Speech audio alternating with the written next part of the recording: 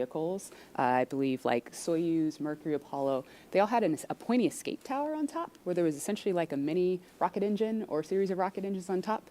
And if they weren't used, that escape tower would have to jettison itself from the vehicle. If it was used, it would be used to lift the vehicle off of the rocket. Well, Dragon is a little bit different in that its escape system is actually integrated into the vehicle, and that's great for a couple of reasons. One less thing you have to jettison on a nominal flight, and so they're pretty dormant, just those throttle valves open unless they're used, and hopefully they never have to be. And yeah, I mean, the other thing that offers you is the ability to escape from the pad all the way to orbit. Because if you jettisoned your escape system prior to that, you couldn't. So yeah, that's a little Dragon there. Again, new era, much safer design. Yeah, Yes. absolutely. Thanks for walking us through that, Lauren. Again, the launch escape system is armed. That protects Bob and Doug so that if something were to go wrong, they can shoot off of the pad away from the rocket and parachute to safety in the ocean. That is such a crucial safety capability. And so now we want to go over to Hawthorne for an operational update with John. Thanks, Marie. We are counting down those final minutes. Everything is still looking good on the Falcon 9 and the Dragon vehicles for an on-time launch, but weather is trending the wrong way right now. And we're keeping our ears open in case we hear that the weather is going to be no-go for the rest of the count. Right now, we are counting down at T-minus 32 minutes. Stage 1 locks and Falcon 9 RP1 did flow rates begin are nominal. propellant load at T-minus 35 minutes, right on time. The propellants we use on Falcon 9 are a fuel, which is rocket-grade kerosene, also called RP1, refined petroleum. We use an oxidizer, and that's the super chilled liquid oxygen, or LOX as we call it. Those two propellants come together, but they don't light, so we need an ignition source to complete the fire triangle. For this, Falcon 9 uses a fluid called T-tub. You might see that just before first stage ignition or maybe later in the second stage ignition. You get a green colored flame as the T-tub comes out into the oxygen, and that ignites the main engines right before the rocket takes off or the second stage engine lights. Now currently in the fueling, RP1 fuel is about 10% full on the first stage. That's the bottom 2/3 of the stack of the vehicle you can see on the left. The first stage is that long white cylinder at the bottom plus that black cylinder called the inner stage. That's the entire first stage that we're loading with LOX and RP1 kerosene. That's the part that comes back to Earth. The second stage just above it, the white cylinder, and then above that will be the Dragon trunk and the capsule. Now currently the second stage is also loading fuel with RP1. That's about 8% full right now. We are loading liquid oxygen on the first stage. The second stage liquid oxygen load will begin at T-minus 16.5 minutes if the weather cooperates. So LOX loading will then continue on both the first and second stage until the last few minutes of the countdown. Helium loading is also underway into pressure vessels on the second stage. We use that to pressurize the tanks in flight as the propellant is being pulled out by the Merlin turbopumps. Dragon on board the spacecraft. You can see the astronauts are monitoring systems while propellant is loaded into the Falcon 9. Now when we Stage flew 1 cryo-helium load the has first started. demo flight last year and then the in-flight escape test earlier this year, the sounds inside the Dragon capsule were recorded. So as part of the training, the sounds of the propellant loading were played back to acclimate the crew to what they're experiencing now. I'm listening to some discussion on one of the back nets, trying to track where we are with the weather criteria. We're just passing another weather gate right now, trying to see whether or not the conditions are go. In certain situations, when the weather is no-go, you have to wait 30 minutes, and we are now inside of 30 minutes. But if the cloud moves away, if the conditions improve, we may be able to continue the countdown for another 14 minutes and reassess. So we're waiting to see whether or not we can continue the count. Currently we are. The range, they're ready to support with no problems in the air and the sea space area. But again, the weather, that's the one that's looking bad, and we're going to continue to listen. And as a reminder, today we have an instantaneous launch time. So at this point, if we hear a hold for any reason, we're going to have to stand down and target our backup launch opportunity on May 30th.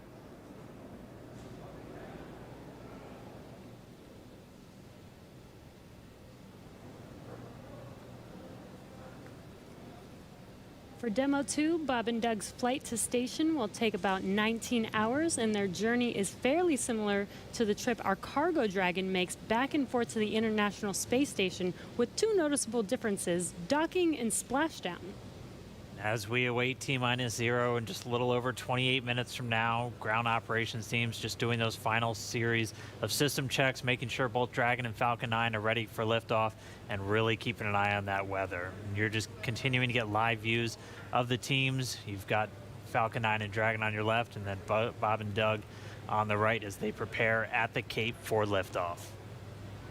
Once we hit T0 and a successful launch occurs, we will watch Falcon 9 and Dragon make their ascent until Falcon 9 and first and second stages separate and send Dragon on its way to the space station. And once it gets on orbit, mission operators will prepare Dragon for on-orbit operations, where Dragon will execute a series of burns that are going to gradually raise its orbit to align more closely with the International Space Station. And you're seeing some of that track in the animation on your screen right now. After doing enough of Dragon, those burns, SpaceX they'll for a put weather Dragon. update. Oh, sounds like we're going to get a weather update real quick for the crew. Go ahead, SpaceX. Yeah, we're currently just evaluating a constraint on the field mill rule, which looks at lightning energy dissipation. We expect to have an update at about T-20 and more information there on whether we would be able to continue into the prop load or scrub at that time.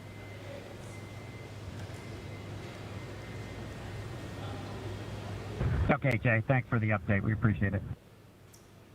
Copy. So I'll give you some more words in about 6 minutes.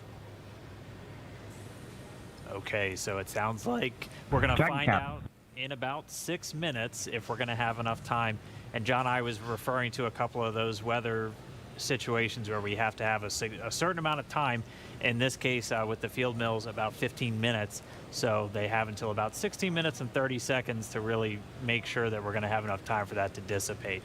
So we're going to be listening for that weather update in just a couple of minutes, but it is going to be a pretty interesting trip uphill for them once they actually get on orbit. And a very exciting countdown with 6 minutes to figure out if we are launching today. But targeting back to what we were talking about, next Dragon will make its approach and actually dock with the space station. This is a very different process from what we've seen with Dragon cargo deliveries in the past, which used a process called berthing.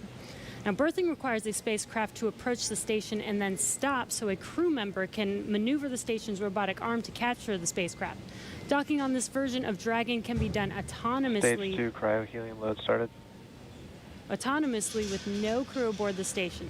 It's typically a faster process, both when arriving and leaving, but it does still require pinpoint accuracy to approach safely. Once captured, a spacecraft then gets attached to a common berthing mechanism. It's the same type of port that we use to connect each of the modules together on board station. It's a little bit slower process than docking, but the hatches are significantly larger than docking ports, which makes them perfect for bringing up large cargo items. And Dragon will spend up to 120 days docked before preparing to return home. Following successful completion of Dragon's test objectives and cargo loading operations, the crew will close out the cabin, perform final system checks, and configure the vehicle for undocking. Once the automated undocking sequence is complete, Dragon will complete 2 departure burns using its Draco engines, pushing it away from the space station. And then after Dragon departs the station, it's ready for its trip home. And that'll have deorbit entry and landing and a number of other operations. If you're looking at this animation, it might look like we're playing the one we played originally in reverse, because that's kind of how it goes, but just a little bit quicker. All of the operations following the final departure maneuver will include things like trunk separation, closing that nose cone again, executing a deorbit burn, and once they're inside the atmosphere, deploying drogue and then main parachutes, and then finally splashing down off the Florida coast, at which teams will move in, get Bob and Doug up out of the water, and get them out of the capsule once they're on the boat. So we have 4 minutes now until we get that next expected weather update. Let's go down now to the team at Kennedy. Murray? All for right, its thanks, trip Dan. home. If you're just joining us, we are now T-minus 23 minutes and 48 seconds from the first launch of astronauts to the International Space Station from U.S. soil in 9 years. We're going to find out in less than 4 minutes if the weather looks good for that. And this will mark the beginning of a new era where more people will be able to fly to space than ever before. In fact, we took a poll a little bit earlier to ask you if you had the opportunity to fly to space, would you go? And 86% of those of you watching answered that you would go to space. That's an incredible number. I think, realizing that you don't have to be a military astronaut or a NASA astronaut to fly in space. You can be a regular just a regular person going up to space on a SpaceX type rocket. So I think that's why the numbers are so high. Yeah, and we are really thrilled to see all the folks watching along online. I know we certainly hope that that this is a go, but we're going to hear a little bit of a weather update in less than 3 minutes now. And Leland, I know they're waiting for a weather update, and they've come, almost all the way down the count. What do you think Bob and Doug are thinking about right now? We on SES 129, we were having some weather problems, and I think we were getting close to the countdown, and then it seemed like the sky just cleared up right above our heads. We saw it, and we knew where we were going. And we always know that you can have any types of delays, fuel prop delays, all kinds of things that can happen, but we've trained over and over and over again for these types of scenarios. And so we want to be safe. We want to be safe for our families, and we'll do this another day if it doesn't work with the weather. I love that John I always says weather. It's that thing that everybody talks about, but no one can do anything about it. I know. And it is this interesting thing of just, succumbing to Right. Mother Earth. She's going to tell us if we can go or not today. Right. Yeah. Well, if it happens, I mean, look at it this way. Bob and Doug got one really great rehearsal in, right? It's always best to practice and practice and practice, yes. So again, we're less than 2 minutes now from that weather update that is going to go directly to Bob and Doug, and we will quiet down so we can listen in for that, because I know we can't wait to find out what that is. And those of you watching that have been following along, we are eagerly awaiting to hear whether the weather is going to be a showstopper today.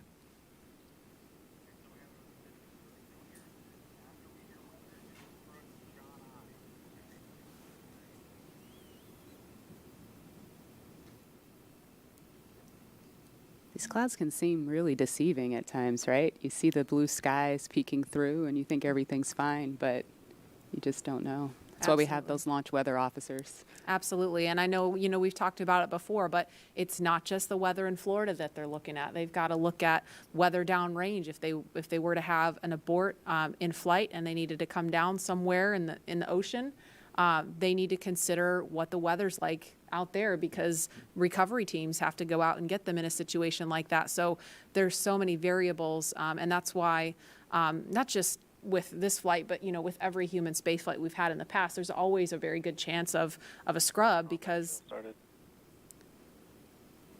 you do have so much criteria that you have to meet. And we're going to listen in now. We're just seconds away from a weather update. Stage 2, RP1 load complete.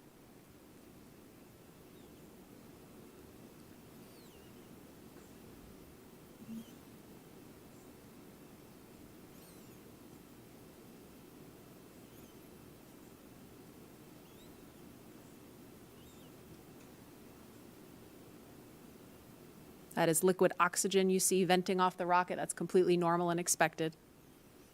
We're standing by for a weather update. Unless you can give us another 10 minutes, I don't think we're going to get there with any of the rules today. I'm going to give you 10 minutes. I mean, another 10 minutes past T0. Oh, 1640, 1645 local. I think we'll probably be clear on all the rules, but not quite going to make it for this. Okay. We're going to check back in with you in about 2 minutes, and then I'll call it up at about T-minus 17 minutes. Okay. Yeah, there's some of them are starting to count down, but we still have one above 2,000. So if that gets below,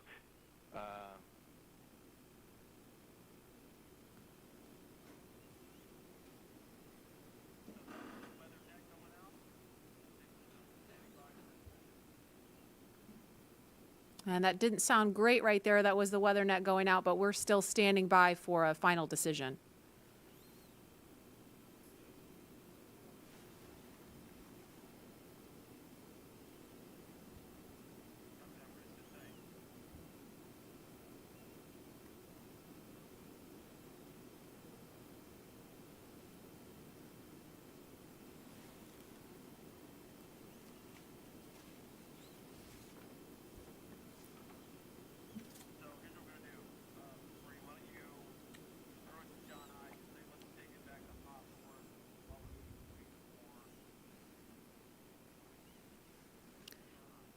And we're going to continue to listen in for an update, but in the meantime, we're going to go over to John Innsbrucker at SpaceX headquarters in California. John? And Dragon SpaceX on weather, we're still not T-minus looking, 18 good minutes currently. and counting. LD is We are still having red some on weather. discussions. Expect an update from LD. We're waiting in about in a another few minute minutes. for one final check with weather. We're going to check at Okay, T-minus great, and 17 copy. minutes possibly. We don't really expect that things will have improved. The weather officer was not optimistic that the weather would clear up that rapidly. We did hear the launch director, Mike Taylor, joke that, you know, if we could move 10 more minutes past the T0, weather conditions may improve, but Mike was not able to do that. We have an instantaneous window today. So at 17 minutes, we want to make that call because shortly after that, we will begin loading liquid oxygen onto the second stage. So if we're not going to have the opportunity to launch, if the clock's going to run out, stand by. We continue to violate a couple different weather rules that we now do not expect to clear in time to allow for a launch today. We go ahead and end today's launch attempt. Launch control would end the launch auto sequence and proceed into the launch abort auto sequence, please. Launch abort has started.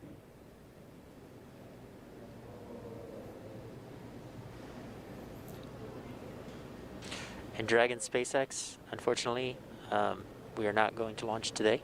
You are go for 5.100 launch scrub. 5.100. It was a good effort by the teams, and we understand, and we'll meet you there. Copy all. We've heard the call from the crew. They have been informed. Launch director Mike Taylor has called a scrub for the day, and we got the feedback when the Dragon team informed Bob and Doug. They said we gave it a good try, but they understand, and we are here to try another day. So right now we did officially hold the clock. It looks like at T-minus 16 minutes, 54 seconds. The launch automatic sequence that controls the Falcon 9, the loading of propellants, the cycling of valves, that is also stopped. We now proceed into what is a normal scrub sequence for us. We practice this every launch. So now we move into safely taking the propellants, the pressurization gases back off the first and second stages. As things get into a safe configuration, then we will disarm the escape system on Dragon, and we'll bring the crew access arm back around the spacecraft. So right now, we got down to just inside 17 minutes. The hardware was working very well on both Dragon and spacecraft. We had the fuel loading going on. We had liquid oxygen loading going on, everything but the second stage. And the weather just needed a little bit more time to clear the conditions. We didn't have that time because we had an instantaneous window. And so with that, SpaceX launch director had to call upon the input from weather. Dragon, copies had to all about call 30 a minutes. scrub Thank for you, the bye. day per the safety rules that we have for this flight. So right now the team is undergoing the post-scrub operations on both Dragon as well as Falcon 9, working with the range. No issues being reported right now as we start to go through that sequence. Everything looks good. And Dan, we had a good webcast going here until the very end. So, you know, we'll look at it as now we've had another great dry rehearsal. Last Saturday we did a dry one, I should say, and today we've done a wet dress rehearsal. But sorry, we just couldn't get there, Dan. Yeah, thanks, John I. And obviously, we can't control the weather. We came right down to the wire there, hoping we could just squeeze in between those cloud systems to get a launch today, but it wasn't to be. But It doesn't mean we're done. We're going to have another attempt coming up in just 3 days. So we're going to be doing this all over again, essentially, on Saturday, on the 30th. And that launch attempt is going to be coming at 3:22 p.m. Eastern time. So a little bit earlier in the day. It's going to look largely the same to everything that we saw today, with the crew waking up, going through suit up, making their way to the pad. So we're going to feel a lot of deja vu, I think, on Saturday. Yep. But still exciting. Safety is always first. So if weather was not there for us today, hopefully Saturday it will be there for us, and we will have a safe launch on Saturday. Yeah, the initial weather report still had us at about, I think, a 40% possibility of violation. So weather a little bit better, but we're still going to be kind of rolling the dice. It is Florida in the spring and summer, so storms are always a possibility. Mm-hmm. One of the good things, though, the vehicle appeared to be in great health throughout the day, both Dragon and Falcon 9, so we didn't have to scrub for any technical issue. We're going to continue and follow along with Bob and Doug until they're out of that capsule, as again, they had started loading fuel onto the Falcon 9 rocket, so they'll have to wait until all that fuel comes off. They'll disarm the launch escape system, which still stays armed because they're still sitting on a partially loaded rocket, and then once they're able to disarm that launch escape system, the crew arm will swing back out. They'll make their way once again back the way they came, and then it'll be back to crew quarters for Bob and Doug for a few more days.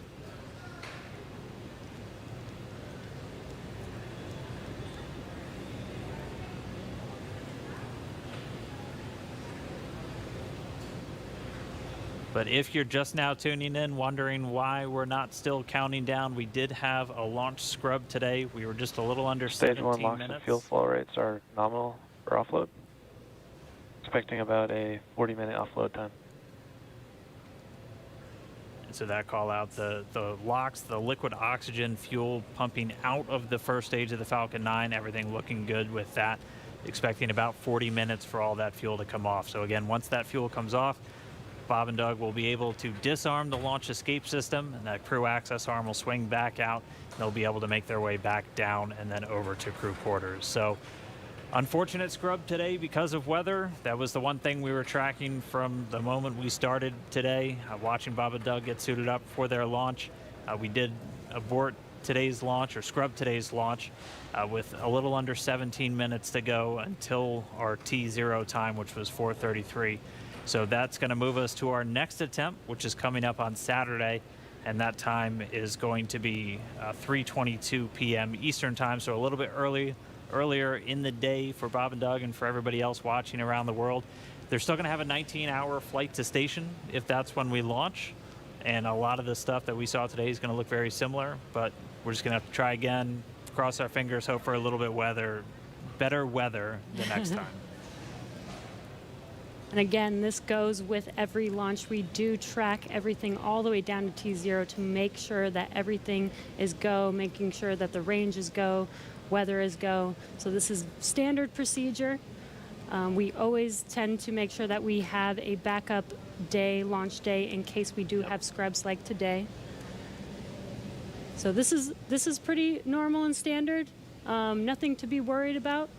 Again, we do this for the safety of our vehicles, as well as today we had astronauts on our vehicle. So even bigger reason for us to make sure that we have safe weather for them to fly. And just a reminder for everyone still tuned in, it takes about 40 minutes for all of this propellant to come off of the Falcon 9. And while it is offloading that launch escape system on Dragon, which is designed to pull the capsule away if there's any issue with the rocket or anything on the pad, that is still armed. So we're going to continue to stay with this until all the propellant's off, and then we'll see the launch escape system get disarmed. Bob and Doug will be able to open up their visors again. The crew access arm will swing back out and link up with Dragon, and they'll make their way off and then down the tower at the pad. But if you're just now tuning in, no launch today. We did have to scrub because of weather. We're going to be moving to our second attempt on Saturday, just a little bit earlier in the afternoon. Just going to continue to stand by as this propellant comes off. We heard a call that everything was going nominally or as expected so far. And then once all the propellant's off, we should see Bob and Doug make their way out of Dragon shortly after.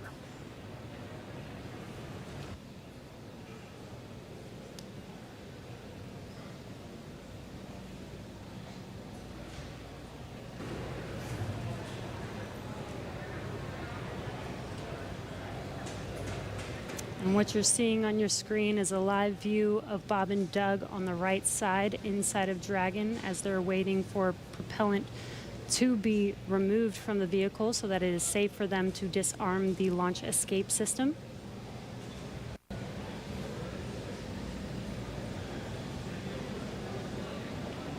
And this will take a bit of time, so we are going to stay live with you to watch this as they exit the vehicle eventually and come down from standing down on launch today. Up until the point of the scrub, we had a really clean countdown, weren't tracking any issues with Falcon 9 or the Dragon spacecraft, so always a good thing to see. We did have to scrub because of that weather. To be a little bit more specific, we were still in violation of one of the weather criterias. It was the strength of electric fields in the atmosphere that the 45th Space Wing and other weather operators are monitoring around the launch pad.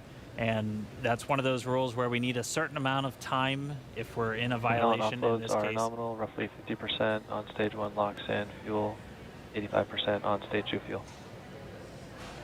so the propellant offload on Falcon 9 continuing to go well.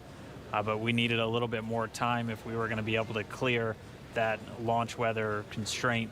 And since we do have an instantaneous launch window today, we weren't able to make it. So we hope for better weather coming up on Saturday, where again our next launch attempt is going to be at 3:22 p.m. Eastern time, and we'll be able to go through everything. I mean, we saw them get suited up. They had a great ride out to the pad. All of their initial checks on both the suits with pressure checks and communication checks went well. Able to get the Dragon hatch closed, the launch escape system arm, and Falcon 9 started its fueling. Just not able to make a good weather window today. And as John I said earlier, it was just another great rehearsal today. I don't think you can get enough practice doing this. So when Saturday comes, or when the day that we can actually launch the vehicle, Bob and Doug and the NASA and SpaceX team are fully prepared with just an extra rehearsal on the belt now.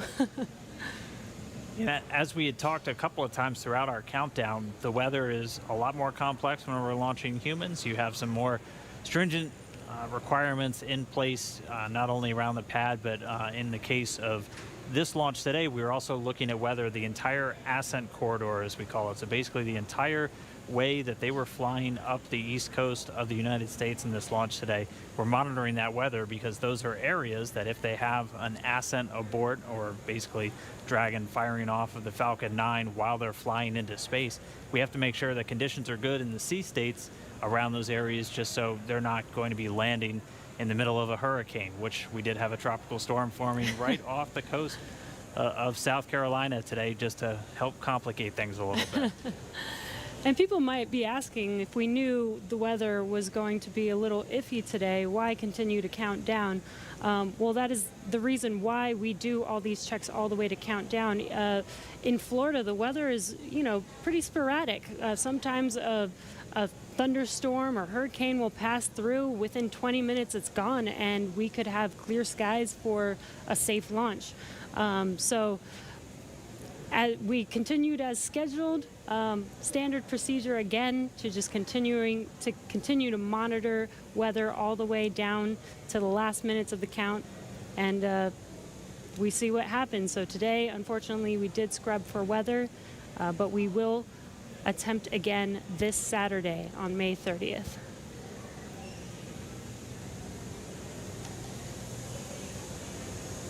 And Dan, Jesse, a couple of things to add on there. Right now we are 11 minutes after the scrub was called. Liquid oxygen and fuel are coming off of the first stage. Hard to tell from the view. It's still a little misty around the tank because there's locks on board. But we're between half and a third of each of the fuel and LOX tanks filled on the first stage. So propellant coming out right per plan. The second stage fuel tank is offloading. That's going slower, but it's also a smaller tank. It doesn't take very long to either load it or to offload it. The other thing that we're working on is the high pressure helium spheres, as well as the nitrogen spheres for the landing leg system. The pressure will be brought down on those, eventually getting it down low enough to where people can re-enter the pad area. So right now the team is preparing, once they get a permission, the SpaceX ingress-egress technician team will come back inside the caution area around the pad, make their way up when conditions are right, open up the hatch and assist the astronauts out of the Dragon.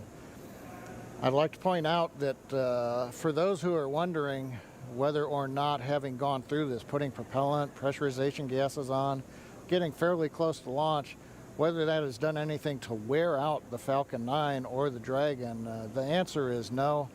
If you can recall, the Falcon 9 is designed for at least 10 flights, and about time we get up to a 10th flight, we'll be doing testing to find that we probably got enough margin to continue keep flying. So this is the very first flight of a new first stage and a new second stage. So we haven't even gotten through the first flight, and in all of our margin calculations, we also take into account the fact that we may scrub a launch. So even today's operation, where we have pressurized and we have stressed the vehicle a little bit, that's taken into account in our design and our qualification testing. The other good thing is that the most stressing part of the flight for the Falcon 9 on the first stage is the re-entry. So we didn't even get through that. So we're sitting here on the pad. It's a fairly straightforward situation and not stressing on the Falcon 9. And on the Dragon spacecraft, with the human rating factors to carry crew, there is enough factors of safety, margins of safety, redundancy, that just having 2 people on board and closing the hatch and even pressurizing the propellant system does not eat into the margins of the Offloads vehicle continue nominally, 30% on stage 1 So launch, right now 35% everything's continuing to stage 1 offload. fuel. The automatic sequences that we use routinely, both at the launch sites, Kennedy Space Center, Cape Canaveral, even Vandenberg Air Force Base, as well as in our Texas test site for first and second stage. Those sequences are running. Propellant is coming off of the vehicle per plan. And we see Bob and Doug up in the Dragon spacecraft, just waiting when we can get up there, open the hatch, and help them egress and come on back down the tower. And the other thought I had, Dan and Jesse, is right now we are coming up on what would have been T0. And I'm wondering 10 minutes from now whether the weather officer would turn around and say, yes, it turned good. You just didn't have a long enough window. We only had 1 second and we needed 10 minutes. So we'll have to ask offline and say, hey, did the weather conditions improve? And one thing I'll tag on to that Dan was mentioning and Jesse was talking about, the launch opportunities. The launch window does move earlier on Saturday a little bit. So it just happened to be Orbital Dynamics said today, if you want to go to the International Space Station and you want to launch northeast, which is the approved trajectory, you have to go right at 4:35 p.m. Eastern Daylight Saving Time. You pick another day, the T0 moves. It's just luck of the draw. We might have been doing this at 8 in the morning when we were getting lightning, or we could have been doing it a few hours from now when conditions may have been acceptable. So in the end, we can all look at Isaac Newton and Johannes Kepler for orbital dynamics telling us when do we launch, and that stuck us right in the middle of a period of bad weather. So there's my science lesson for olarak yazılıyor.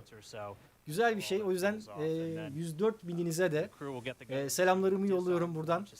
Ne güzel aynı dili konuşuyoruz, paylaşıyoruz bu sevinci, bu heyecanı. Ve bilimle ilgili, insanlıkla ilgili, inovasyon ve teknolojiyle ilgili bir şey bu. Elbette spor müsabakaları da heyecanlı.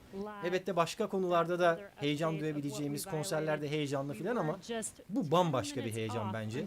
Bu insanlığın şu anda henüz kendisinin bile bilmediği şeyleri keşfedeceği günlerin ilk adımları olduğu için heyecan veriyor.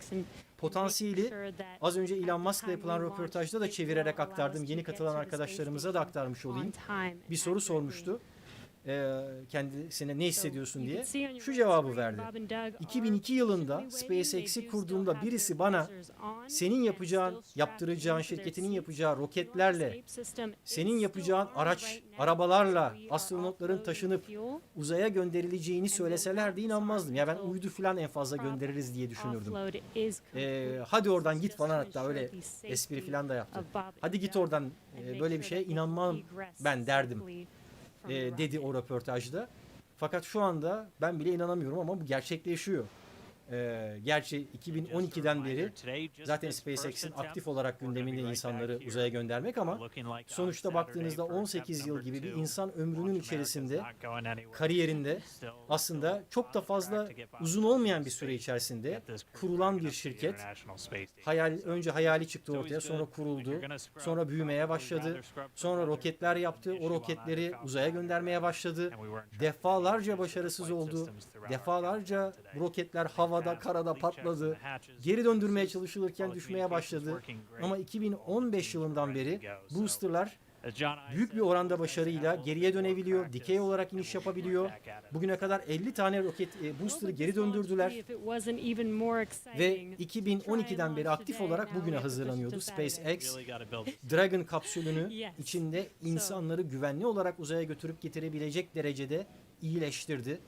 Onun güvenlik mekanizmasını, navigasyon ekranlarını, ki onları da dokunmatiğe çevirdi, hepsini sıfırdan tasarladı. Sıfırdan diyorum çünkü daha önceki tasarımların hiçbirine benzemiyor. Gerek Rusların yaptığı Soyuz, gerek Çinlilerin yaptığı uzay aracı, hiçbirisinin kapsül tasarımı iç dizayn anlamında böyle değil. Dışları 3 aşağı 5 yukarı bu şekilde üçgen formunda, ama iç dizayn olarak neredeyse satıştaki Tesla arabaların iç dizaynı gibi beyaz, minimalist, koltukların tasarımından ekranların tasarımına kadar, ekranlarda, dokunmatik ekranlardaki fonta kadar arkadaşlar. Yani onu bile söyleyebilirim size. Kullandıkları fonta kadar, yani bugün bir Tesla aracına binerseniz ya da Dragon kapsülüne, ejderha kapsülüne binerseniz çok yabancılık çekmezsiniz. Hemen hemen aynı tasarım diliyle yapılmış. Neredeyse bunu daha önceki videomda da söyledim, geçen hafta yayınladığım videoda. Bütün markalama ve tasarım çalışmaları bugün düşünülerek, tam şu dakikalar düşünülerek yapılmış diyebiliriz. Bu benim spekülasyonum, benim bakış açım olaya, ama bulduğum ipuçlarından yola çıkarak bunu söylüyorum. Ve çok da yanlış olduğunu düşünmüyorum bu spekülasyonun. Çünkü NASA'nın logosuna kadar müdahale etmişler. Yani çirkin bir logo yerine, aktif olarak kullandıkları çirkin logo yerine 70'lerde kullandıkları, bence çok daha geleceği çağrıştıran o worm logoyu, solucan logoyu kendi boosterlarının üzerine basmışlar kocaman.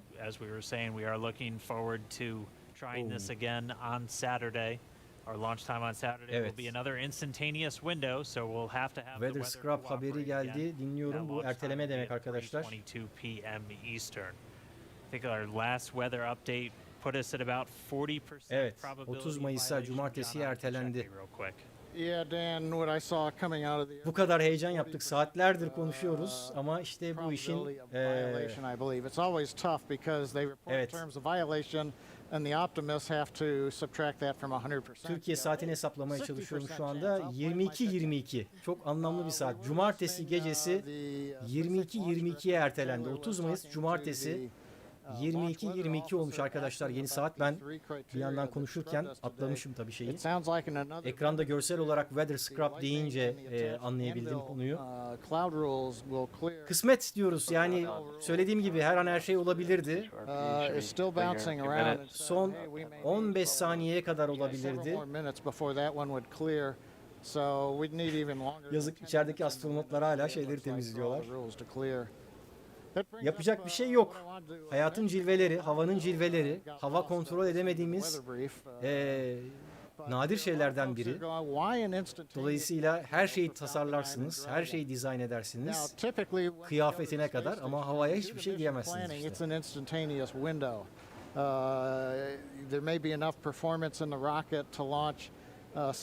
Tekrar ediyorum. Bir yandan da kulağım açıklamalarda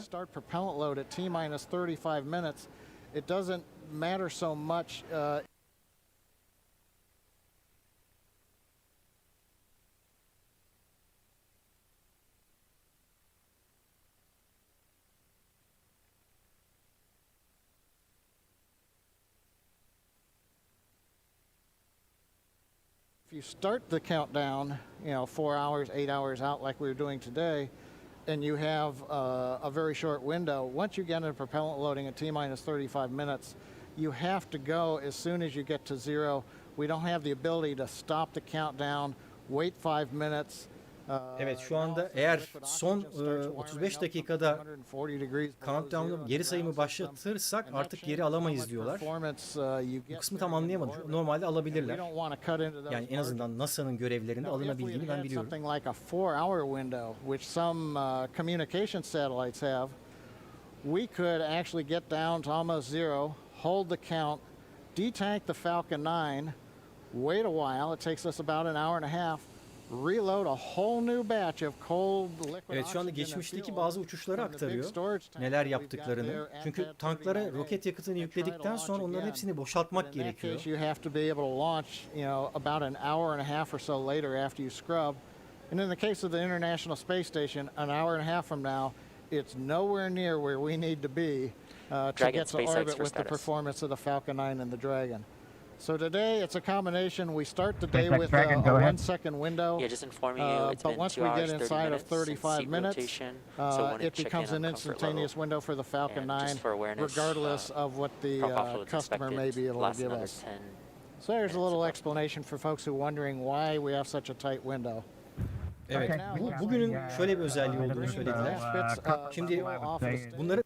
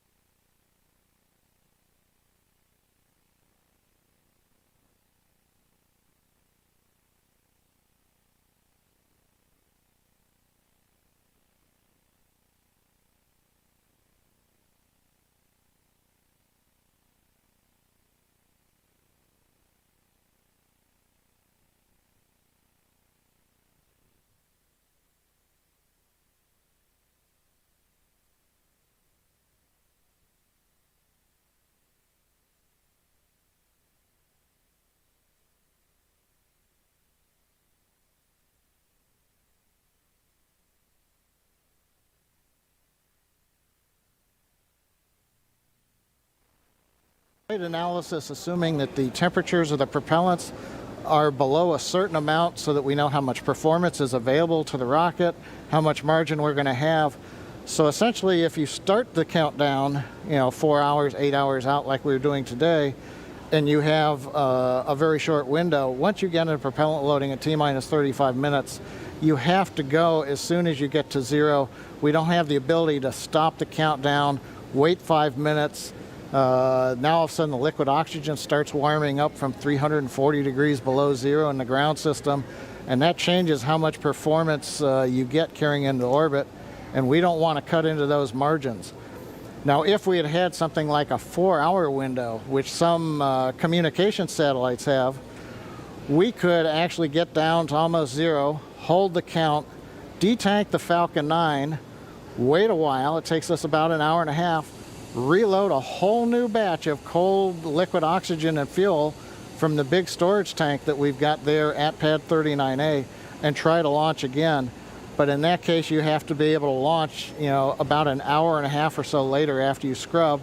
And in the case of the International Space Station, an hour and a half from now, it's nowhere near where we need to be to get to orbit with the performance of the Falcon 9 and the Dragon. So today it's a combination. We start the day with a 1-second window. Yeah, just informing you, it's but been once 2 we hours, get 30 inside of minutes 35 since minutes, rotation, so when it becomes an instantaneous window for the Falcon 9, regardless of what the customer may be able to give us. So there's a little explanation for folks who are wondering why we have such a tight window. Okay, Right now, it we looks copy, like we couple of are minutes or bringing the so, last bits comfort of level, fuel I would off of the say, is stage, just about what and we'd liquid expect. So I oxygen think, is just about off of the just the stage. standard stuff, but So not too things bad at all. are clocking right along per the 40-minute timeline. Everything looks good, and we'll wait to hear that we're clear, and then when we get the call for Bob and Doug to go ahead and disarm launch escape system, and the crew access arm will watch come back out, center itself around the Dragon hatch, and then the ingress team will go up there and open the hatch. Thank you for the science lesson, John I. Hey, no charge. Much appreciated. We did hear a quick call to the crew there. We should be just under 10 minutes away from that prop offload completing. It looks like we're just tracking Stage the 2 fuel offload RP1. is complete. And there we have the confirmation. Stage 2 offload's complete. And we should have now just the RP1, so that densified propellant, or the RP1 is kerosene. We should be under 10%, a little under 10 minutes until that's off. And then we'll step through those events we were discussing, where they'll be able to disarm the launch escape system, get the arm back out there, and Bob and Doug can begin to exit the Dragon spacecraft.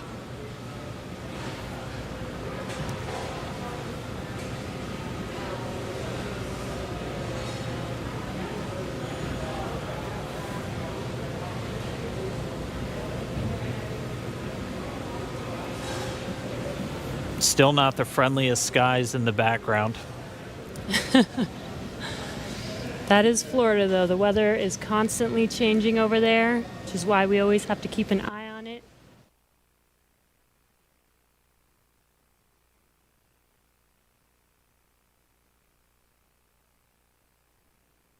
İzleyici gördüm. Şu anda da 60 bin kişi var.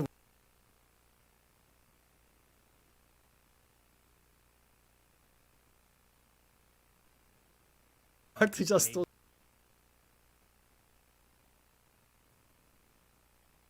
Mission. When Bob and Doug get on the station. Demek ki herkesin dikkatini çekiyor. Ne mutlu bize derken hepimizi kastediyorum o yüzden. Evet, orada hazır durumda bekliyor. Bakın köprü şimdi tekrar kapsüle varın, siz düşünün. Evet, resmi olarak, görsel olarak açıklama da geldi aşağıya. NASA'nın yayını da Instagram'dan arkadaşlar, beni anlık olarak takip etmek için adresi söylüyorum. Instagram / Barış Özcan. Oradan hikayelerle ben duyurularımı yapıyorum. Adresim de yine burası olur. Canlı yayın adresim.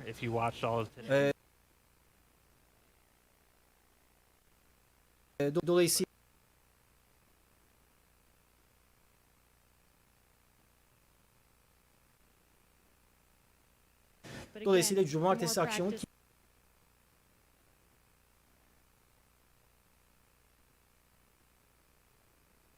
kimselere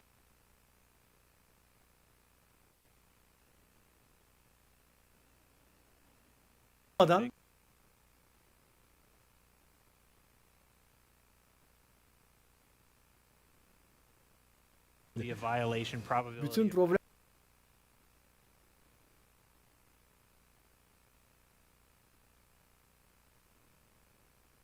orada. Su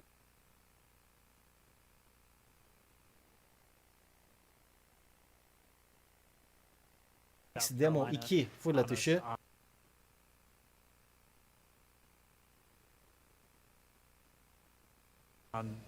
scrub oldu, yani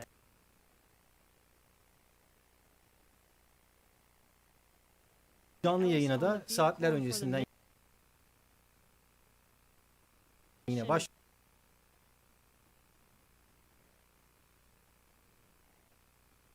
uçağıyla ne yaptı acaba? Şimdi geri dönecek o da.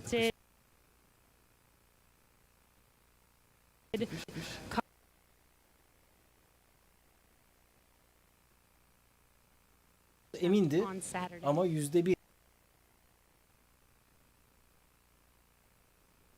ihtimal.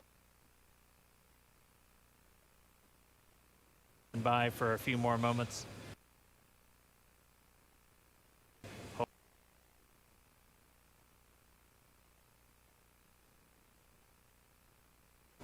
I was going to comment on Jesse's discussion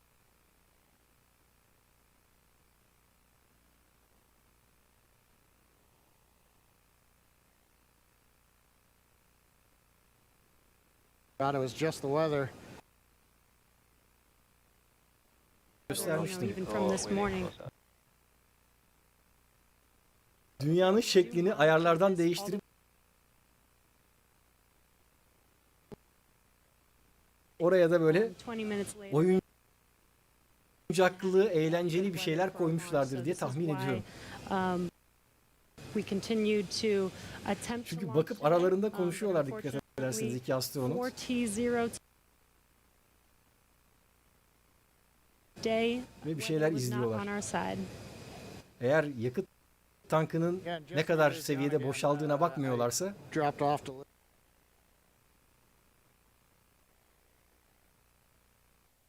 heyecanlı bir şeyler oluyor olabilir.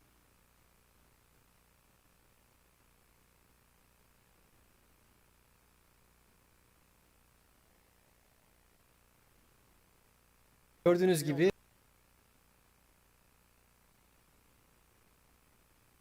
durdum arkadaşlar şu anda. About 25 minutes.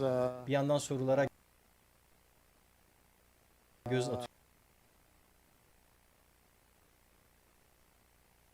Be on the ground wishing you were flying. Than flying wishing you were on the ground.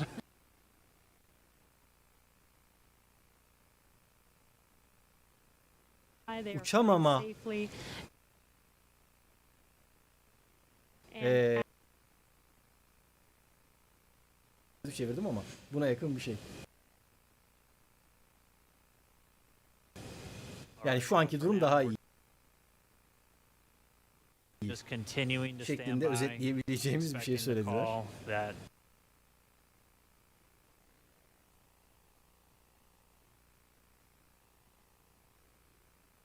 Pilotların güvenliği için düşünülen o fırlatma mekanizması arm durumda. this moment the launch Aktif escape halde onu system deaktif still edecek.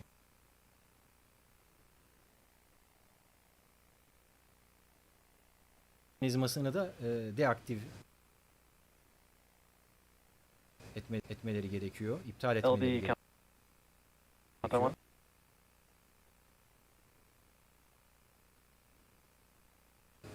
MD copies. You guys are ready? We'll.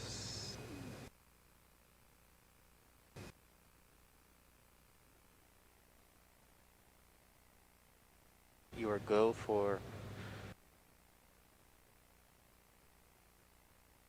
disarm. Heyecanı iyice dibe serdiler. Sunucular da herhalde hepsi evine mi Alright, that gitti? was Ne the call yaptılar we were artık bilmiyorum. waiting for, propelling off of Falcon 9. So Doug Hurley, Bob Ankin now going to disarm the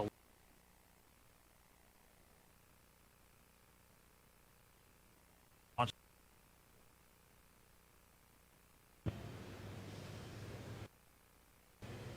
Copy that. We concur. Size canlı yayının başlarında anlatmıştım. Güvenlikleri için 8 tane roket var. Kendi kapsüllerin etrafında mini roketler. And Draco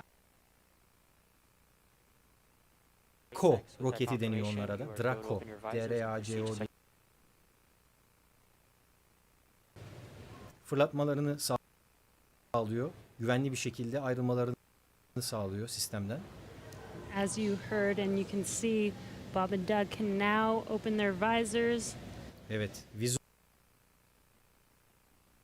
Vizörlerini de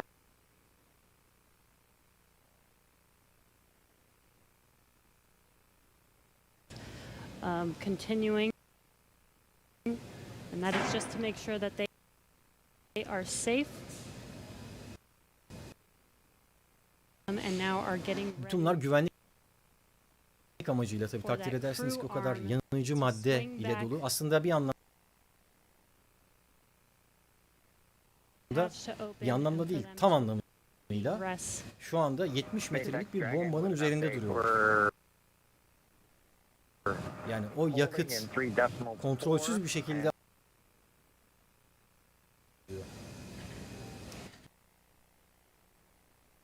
ve az önceki açıklamada da onu söylediler. Yani eğer biraz daha geniş bir window'umuz olsaydı uzaya fırlatmak için daha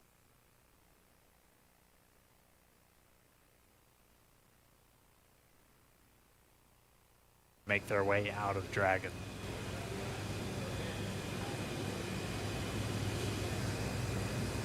LD, count on one. LD. We have the prompt here for nominal crew egress. Okay, so we're ready for launch escape system disarm. As affirmed, ready for launch escape disarm. MD copies. You guys are ready? Yeah, launch team's ready. Go ahead and advise the crew. Hey, Dragon, SpaceX, you copy that discussion. So with that, you are go for disarming launch escape system per section 2 of 5.100. We'll put that in work. Section 2, disarming the launch escape system. All right, that was the call we were waiting for, propelling off of Falcon 9. So Doug Hurley, Bob Ankin now going to disarm the launch escape system on Dragon. And once that's disarmed, those 8 Super Draco engines will be out of the mix. SpaceX Dragon launch escape system has been disarmed into Alpha Decimal 3. Copy that. We concur. And showing then confirmed the launch escape system has been disarmed. And Dragon SpaceX, with that confirmation, you are go to open your visors and proceed to section 3. Okay, we'll open the visors and go to section 3.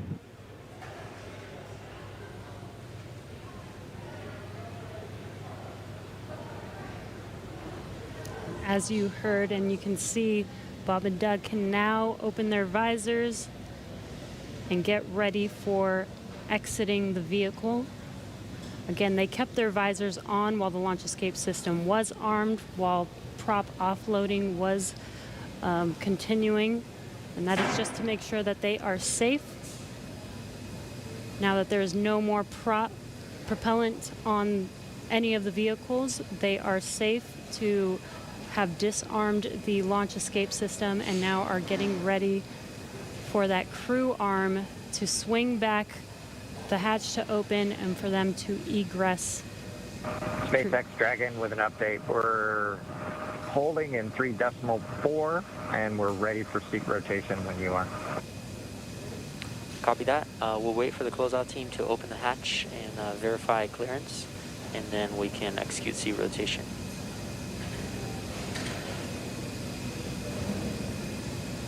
Dragon cap.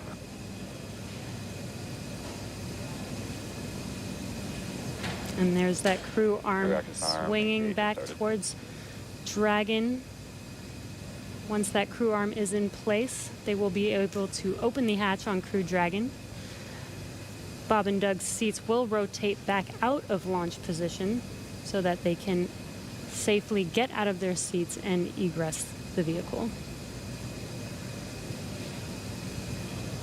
And we heard they'll have what they call nominal egress, so just the normal procedures for getting them out of the capsule. That means the same closeout team that was there to get them in will be able to assist as they come out. They'll arrive and get that hatch open, and then they'll be able to rotate the seats. That'll rotate Bob and Doug pretty much forward, where they'll be in the original position that the seats were configured when they made their way into Dragon. It just gets them a little bit out and under the displays and makes getting in and out of the capsule a little bit easier.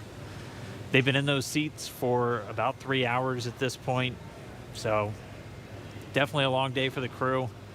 As they woke up about 6 hours prior to our T-0, had their breakfast, which we confirmed was steak and eggs, at least for Doug Hurley. And then they proceeded through all of the suit up and the trip to the pad, making their way inside Dragon, where they've been for about the last 3 hours at this point. We were on track for an on-time liftoff right at 4:33 p.m. Eastern time, but did have to scrub a little under 17 minutes before launch due to weather. So for now, we've offloaded all of the propellant off of Falcon 9. The launch escape system has been disarmed. That crew access arm is back right up next to Dragon, as you can see in that view on the left.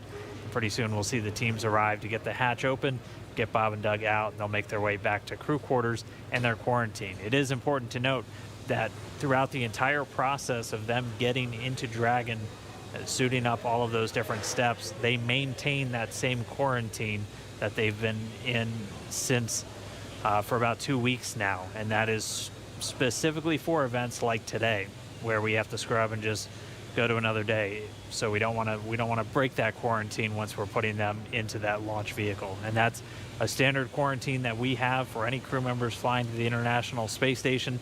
The current COVID-19 pandemic obviously puts a little bit of extra pressure and a little bit of an extra spotlight on that, but they're following a lot of the same procedures that we have in place just to keep crew members healthy before they go and spend several months in space in an enclosed environment with just a couple of other people. Right, and it's a little bit more difficult to get them help on the space station, right? So we want to make sure that when they do head up to the space station, that they are fully healthy. So this, again, is standard procedure, not just because of this pandemic that's going on. This is a standard procedure for astronauts to quarantine prior to heading to the station. And as Dan mentioned, this is a standard procedure to exit the vehicle as well. We did scrub today, but this is not an emergency state. This is standard procedure. This is something that is practiced and rehearsed and made sure that we do follow our standard procedures to make sure that everything is still safe. Bob and Doug exit safely and go back into quarantine and get ready for our next launch attempt. Looks like they're getting a chance to stretch their legs, though. Yeah. Yeah, Dan, Jesse, I'm monitoring along in the scrub procedure right now.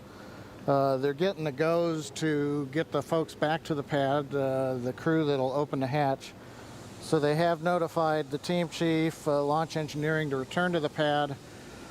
As a reminder, around the pad, the Air Force and NASA set up roadblocks to make sure nobody gets into the hazard area. So they will head to the roadblocks, they'll pull them open so that they can drive to the pad. So launch director, I think, is estimating it's still about 15 minutes for the crew to drive all the way down out to 39A, get up the tower, and then begin operations on the hatch. They have confirmed that the purge of the Dragon service section, which is nitrogen during the countdown to avoid an oxygen leak, that is back on air now. The crew access arm is on air, so they're ready for the egress team to get up into the tower.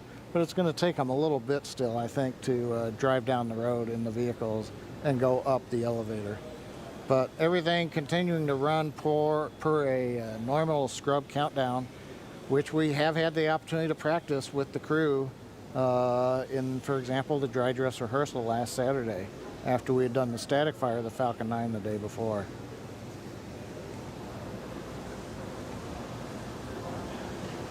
And I've been seeing a few questions, people asking, why aren't we just trying to launch tomorrow? As John and I was talking us through, there's some very specific times you have to identify when you're going to be able to link up with the International Space Station. You'll only have so much fuel, which can only generate so much energy to make sure you're going to intersect with the station, which is flying at over 17,000 miles an hour. So you're hitting Dragon one bullet SpaceX with another comms. bullet. Some of our other launch attempts are able to make it Go to ahead. station, but have much longer Yeah, Dragon, times. to prevent us from losing comms, we're going to be switching to umbilical at this time. I'm going to be unmerging Countdown 1, but we'll keep you updated here on Dragon Ground. Okay, yeah, we see the Cedrus countdown with a little over 3 minutes. We'll stand by for your next call on umbilical. Copy. The crew getting a call, they're just going to reconfigure some communications. But as to why we're not launching, say, tomorrow, And core on Countdown 1, loops are unmerged.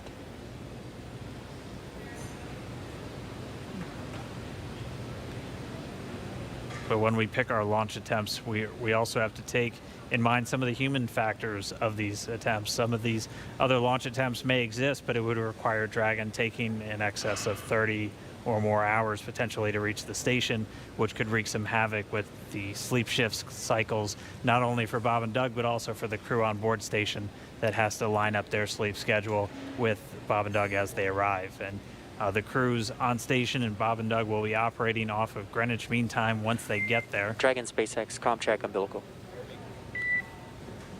SpaceX Dragon loud and clear on umbilical. Copy, heavy the same. Still getting good comm between the crew and the core here in Hawthorne. But really, just to sum it up, we pick our launch attempts for a number of reasons, not just can we make it to the station, but just how long is it going to take to get there. And that's why Saturday is going to be our best option. We're going to be targeting that one at 3:22 p.m. Eastern Time for our next attempt. And it'll be a little over 19, maybe a little over 20 hours until we actually arrive at the space station, if we're able to get off the ground on Saturday.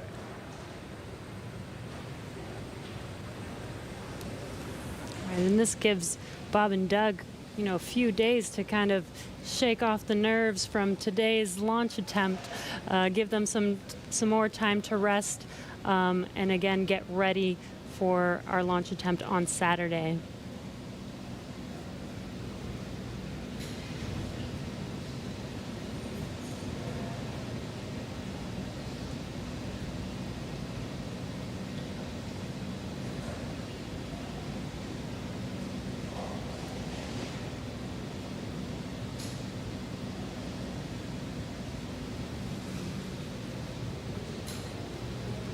And if you're just now joining us, we did scrub our Demonstration 2 mission today. And as John mentioned, we are waiting for the egress team to make it back to the launch pad, head up the tower, and help the crew, or help Bob and Doug egress the vehicle.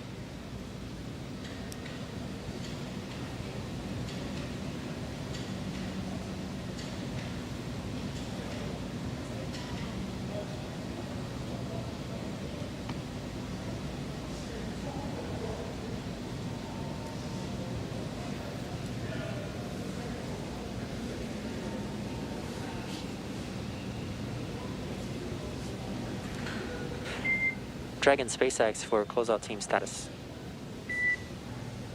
Go ahead. Yeah, the closeout team has arrived at the pad and they are proceeding to the White Room. Copy that. You heard that call out. The egress team is at the pad and are proceeding to meet Bob and Doug in the White Room, where they can open the hatch and help them exit the vehicle. Yep, and we'll continue to stick with Bob and Doug until we see that hatch get open and them start to make their way out. And then they're going to, and there we can get some views once more back at the pad. You can see that egress team moving back in. They were wearing the black clean suits that we saw as they were helping Bob and Doug get into the Dragon just several hours ago. They're now going to get on the elevator, make their way back up, down the crew access arm, and then we'll get that Dragon side hatch opened. And as we saw earlier, this is a very tall structure, but that elevator is pretty quick there. So we saw them enter the bottom of the tower. It should be a very short time before they make it to the top and are able to get to the White Room and open the hatch for Bob and Doug.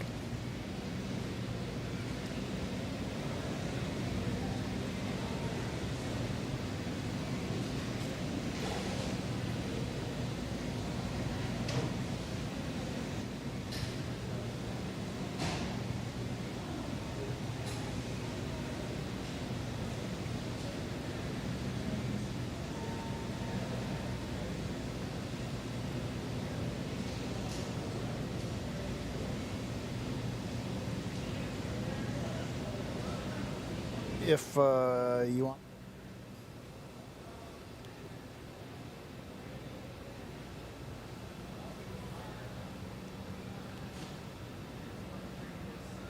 And it should just be a few more moments. We'll see that closeout team make their way back into the crew access arm and down the hatchway.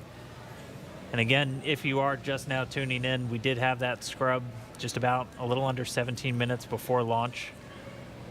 Our next launch attempt is going to be this Saturday, May 30th. At launch time, it's going to be another instantaneous launch time, it's going to be 3:22 p.m. Eastern time over there in Florida.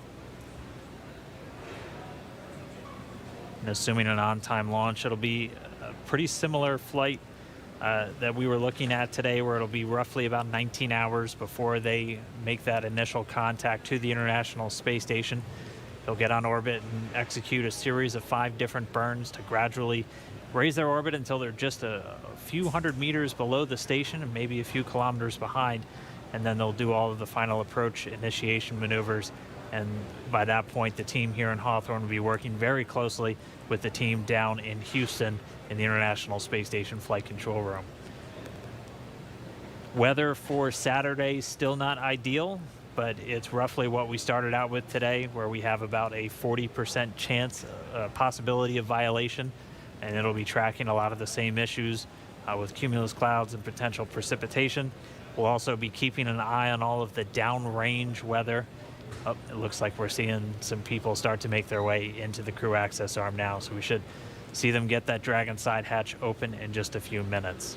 But as a reminder, we'll be looking at weather around the launch pad and weather downrange in their flight path on the way to orbit, and that's always checked just in case they have to do any kind of emergency maneuver and land down in the Atlantic Ocean. We will be making sure that the weather is at acceptable levels all the way until they're into space. So you can see the team coming down now. Should see the hatch open momentarily, and then we can begin to get Bob and Doug out of the Dragon spacecraft.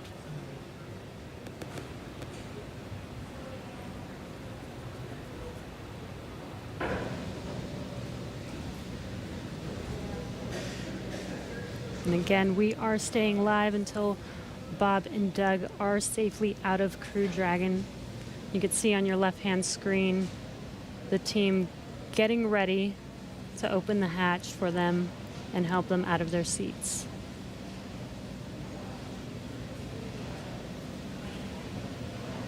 And at this point, the launch escape system has been disarmed. That was done after we successfully offloaded all of the propellants from the first and second stage of the Falcon 9 rocket. There are propellants loaded into Dragon, so the teams look like they were just doing what we call kind of a sniff test, so using a portable detector just to assess the atmosphere around the Dragon capsule itself before they get the hatch open and bring Bob and Doug out.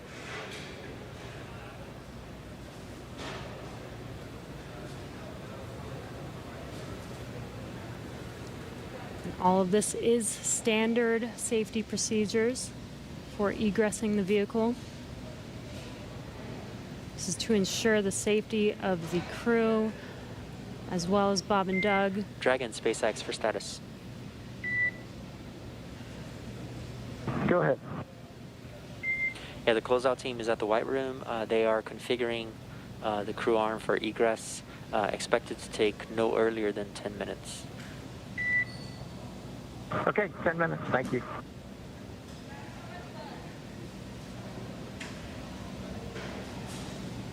There should be just about 10 minutes. As a reminder, they're in the White Room. We walked through that a little bit earlier in our coverage this morning. The White Room name simply because of its color, and that's something that started all the way back during earlier Gemini missions. And that is literally the last place on planet Earth where astronauts are standing before they get loaded into this vehicle. It has an environmental control apparatus and a